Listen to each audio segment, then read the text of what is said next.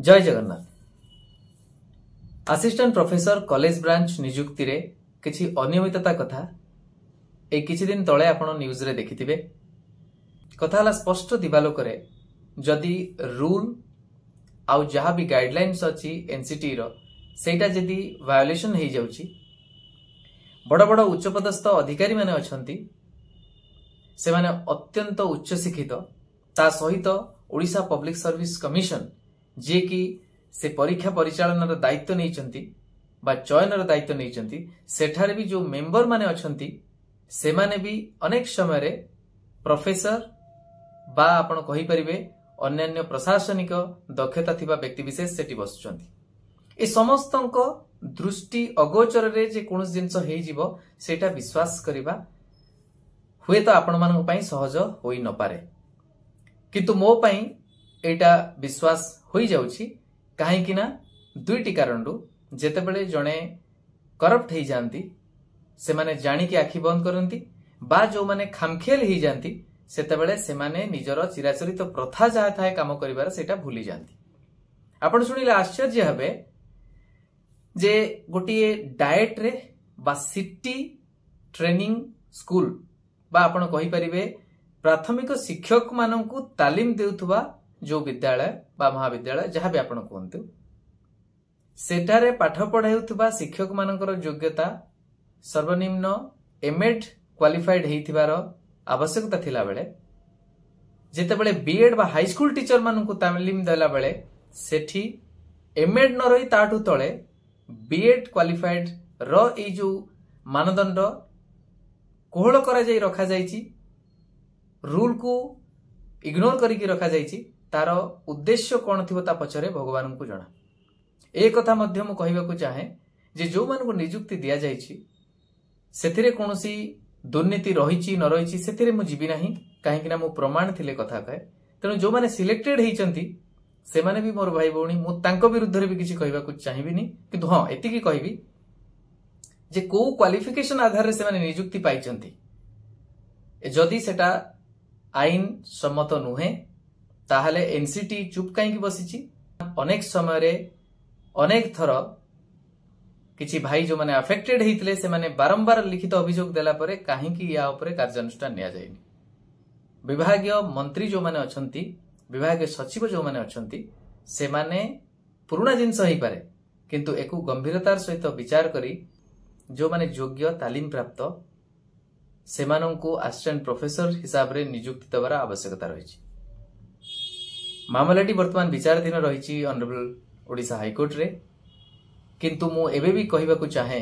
काली जदि assistant professor माननकु जदि नियुक्ति देबा पूर्वरु तांको तालीम देबार व्यवस्था जोटी रहिछि ताहले से मानन कोन शिक्षादान करिवे सिटी क्वालिफाइड कैंडिडेट। काइना आपण देखंतु जदि सिटी स्कूल रे पढ़ौतबा शिक्षक मानकर क्वालिफिकेशन एमएड, बीएड स्कूल रे ट्रेनिंग दउतबा शिक्षक मानकर क्वालिफिकेशन जदि खसै कि बीएड कराला ताले एटा भी संभव होई पारे आसंता दिन रे जदि कोनोसी महाविद्यालय रे नियुक्ति होउची असिस्टेंट प्रोफेसर माननकु तालीम देवार व्यवस्था रहिला ताले सेते बेले मध्य तांकु पढ़ौतबा शिक्षकंकर योग्यता सिटी क्वालिफाइड करा जाई पारे। ये सब किछि संभव आज्ञा। दुख लगे ए घटना को केही भी गुरुत्वर सहित नेउ नाहंती। ये गोटे सांघातिक त्रुटि, ये केवल जे चाकरी कथा सेटा नुहे। प्रथम कथा होची जो माने हाईली क्वालिफाइड, आपण सुनिले आश्चर्य हेबे जने व्यक्ति विशेष से गोटे सान भाई हेबे मो सहित संस्पर्श रे आसिले, से गोटे बहुत बड़ स्कूल रो प्रिंसिपल दायित्व रे रहिचंती, से डबल पीएचडी तांकर अछि जो मेथोडोलॉजी सब्जेक्ट जोटा को नेकी ही कहि परिबा जे से माने जानिले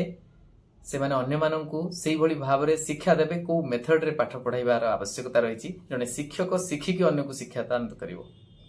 सेथिरे जे पीएचडी करिसंती तांकु अयोग्य घोषित कर दिया गला, बरं जहा पाखरे से क्वालिफिकेशन नाही किंतु जेहेतु कोहळ कर दिया जाईची एडवर्टाइजमेंट रे। आ आपण सुनिथिबे जे पूर्वतन अध्यक्ष ओपीएससी रो सत्यकाम सर से सेठी कहउचंती जे हां ओपीएससी अंध भाबरे ग्रहण करि नबार नथिला, जो रिक्विजिशन आसीची से माने मध्य रूल पढिबार आवश्यकता रहिछि। मु एटा पचारिबाकू चाहे सेथिपाई भी गोटे गवर्नमेंट रु गाइडलाइन आसीबो कि जे हाँ जो संस्था माने परीक्षा करुचंती से माने रूल पढ़ंतु सेथिपाई कोन पिला माने राजरास्ता को ओल्हेबे कि सबु बेले पिला माननकु संदेह करा जाउथबो मो भली जे स्वर उठेले तांकु मध्य विभिन्न आरोप शुणिबा को पड़िबो आ आरोप आपण सुनंतु दुई धारु जेमती कहती ना दुई पटरु पेशी होउतबा व्यक्तित्व मु पिला माने भी लांछना लगेबे जो माने पाइथिबे से माने लगेबे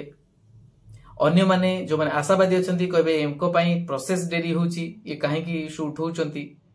सेपटरु भी शुनिया को पड़िबो आ सेपटरे जो माने करप्ट अधिकारी अछंती बा खामखियाली अधिकारी अछंती सेमान गुटु भी मते शुनिबा को पड़िबो ए प्रकार एडवाइस भी दिया जाए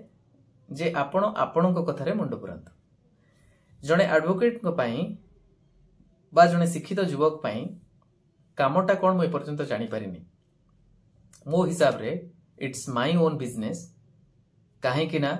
समाज जदि मोर मु जदि समाज रो अंग तेनु समाज रे कोनोसी भी जदि भूल होउची सेटा को लोकलोचन को आनिबा आ सेथिरे संस्कार आनिबा ता सहित अन्य मान को न्याय दबा सेटा जणे एडवोकेट बा अधिवक्तांकर काम जोटा मु भाबुची मो हिसाब रे अनेक व्यक्ति विशेष कर सहयोग रे आ अनेक पितृतुल्य मातृतुल्य व्यक्ति मानकर आशीर्वाद रे ए पर्यंत मु करूची आ अनेक पिला ए कथा पर्यंत उठेई दउचंती हाइलाइट हवा बा न्यूज रे आसीबा पई न्यूज वाला को बा मीडिया को पैसा दबा को पड़े ए कथा भी मु कहिबा को चाहे मु अत्यंत गर्वित समस्त नहले भी अनेक एमिति व्यक्ति विशेष का संस्पर्श रे मु आसीची से प्रिंट मीडिया हो बा टीवी मीडिया जो माने बहुत भल मनीष तांकर व्यक्तिगत जीवन विषय जदिओ मु जानिनी मोर एई काम रे सब बेले सहयोग देई आसीचंती आ मु सेमान पाखरे सब बेले चिर ऋणी आ सर्वोपरि प्रभु जगन्नाथ पाखरे सब बेले कृतज्ञ आ नतमस्तक रहिची कारण से सब बेले मोते जो जो आवश्यकता मोर रहिची से को पिला भी होंतु बा अभिभावक होंतु ता सहित मीडिया बंधु होंतु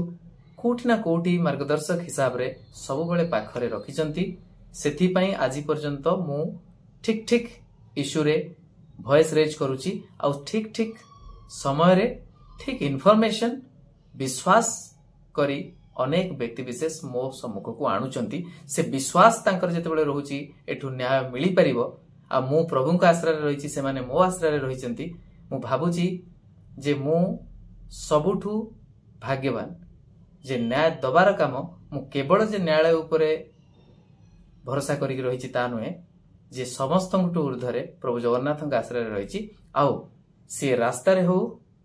जेमती मु कहे नाळरू न्यायालय पर्यंत सबु जगह रे न्याय दबा पई प्रचेष्टा रत रहिची म आशा करिवे आपनकर शुभकामना ता सहित आशीर्वाद रहू जेमती मु ए इशू उठेची ए इशूटा निश्चित भाव रे आमे शेष पर्यंत नबु ए विश्वास मोर रहिची आ आपन को मु ए कथा जणैबार कारण या थिला जे देखंतु को भली भाव रे किते बड़ बड़ पदरे जोठी आपण देखंतु शिक्षा व्यवस्थार मान निर्भर करे नेशनल एजुकेशन पॉलिसी कथा जोटी कहा जाउची एठी national council for teacher education NCT केमिति निदाविष्णु साजिची बा धृतराष्ट्र होई बसी जाइछंती आ ए सचिव माने केमिति सुंदर भावरे जानी कि से रूल को मोड़िबा हो बा खामखियाली भावरे